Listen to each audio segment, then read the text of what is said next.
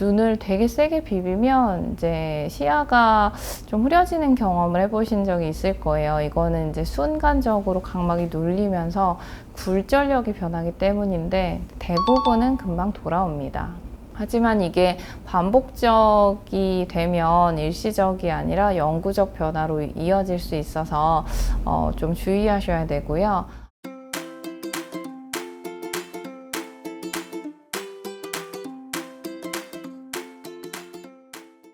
안녕하세요. 탕정기면과 김혜진 원장입니다.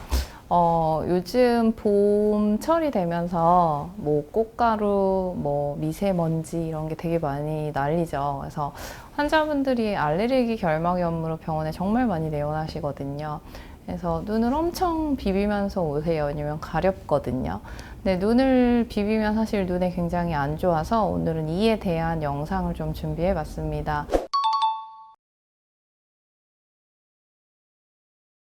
눈을 비비면 좀 많이 안 좋은 건 맞아요. 결론부터 말씀드리면 뭐 가끔 사실 가려움이 되게 이제 사람이 참기 힘든 증상이라고 하더라고요. 그래서 살짝 비비는 거 정도는 큰 문제가 안 돼요. 알레르기 결막염이 매우 심하고 또 어린 친구들은 이거를 조금 주체할 수가 없거든요. 그래서 아주 세게 아주 자주 비비면 시력에 실제로 영향을 줄 수 있습니다.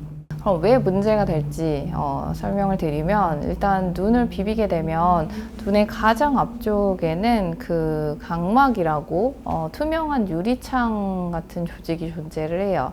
근데 이제 눈을 비비게 되면 여기에 이제 압력이 가해지는데, 첫 번째는 이제 겉에만 살살살 긁으면 이제 각막에 상피가 까지게 돼요. 그렇게 되면 저희가 세극등 현미경으로 봤을 때 이제 상피 결손이라고 해서 이제 피부로 치면 피부가 까진 것처럼 이제 까만 동자에 이제 상피가 벗겨진 부분이 보이고, 그렇게 되면은 이제 상피가 없기 때문에 되게 눈이 따가워집니다.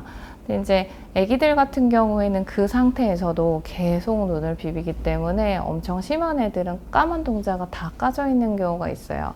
그래서 이런 경우에는 저희가 거기에 이제 균이 달라붙으면 안 되기 때문에 항생제 치료를 같이 하면서 알레르기 약을 제가 드리곤 하고요. 계속 반복이 되면 아예 각막의 모양이 조금씩 변형될 수가 있습니다. 그래서 대표적으로 원추각막이라는 질환이 생길 수 있는데, 이 원추각막은 각막이 점점 앞으로 튀어나오면서 난시가 심해지고 시력이 떨어지는 병이에요. 청소년기부터 시작을 해서 30대, 40대까지 진행하는 걸로 되어 있어서 보통 아식라섹 수술 전 검사를 하다가 이 원추각막의 여부를 확인하는 게 되게 중요하게 되어 있어요.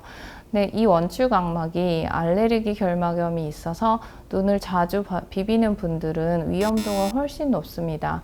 일시적으로 이제 시력 저하를 가져올 수 있거든요.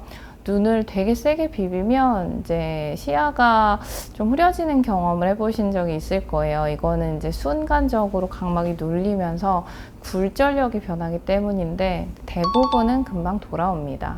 하지만 이게 반복적이 되면 일시적이 아니라 영구적 변화로 이어질 수 있어서 좀 주의하셔야 되고요.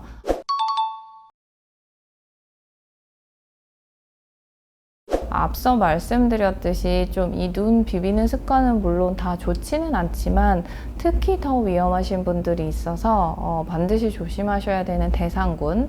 그거는 첫 번째, 아까 말씀드렸듯이 알레르기 결막염이 있는 경우 반복적으로 눈을 비비는 것 자체가 눈에 있어서는 일종의 외상으로 간주되기 때문에 꼭 조심하셔야 되고, 두 번째로는 아무래도 렌즈를 장기간 쓰시는 렌즈 착용자 분들은 이제 눈이 조금 더 예민해져 있고 좀 약하기 때문에 그런 경우가 있어요. 그리고 세 번째로는 좀 난시가 이미 좀 심한 분들, 그리고 네 번째로 청소년들, 아이들은 각막이 좀 더 약하기 때문에 좀 비비지 않도록 조심해 주셔야 됩니다.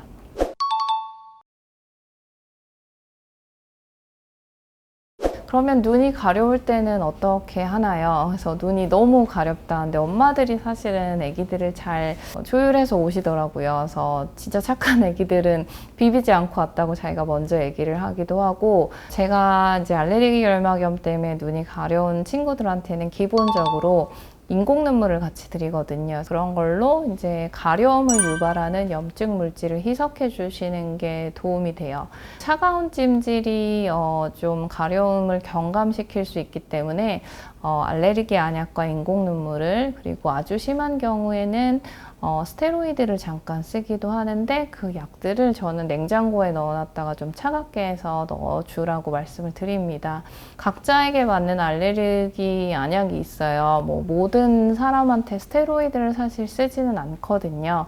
스테로이드는 염증을 빨리 줄일 수는 있지만 각막에 상처가 났을 경우에 그 상처 재생은 또 좀 방해하는 경우가 있고, 아이들의 경우 스테로이드를 오래 쓰면 또 안압이 높아지는 경우가 있어서 알레르기 결막염이 굉장히 심할 때 짧게 빨리 쓰고 이제 빼는 거를 추천드립니다. 이 가려움은 이제 염증 신호이기 때문에 원인을 치료하는 게 중요해요.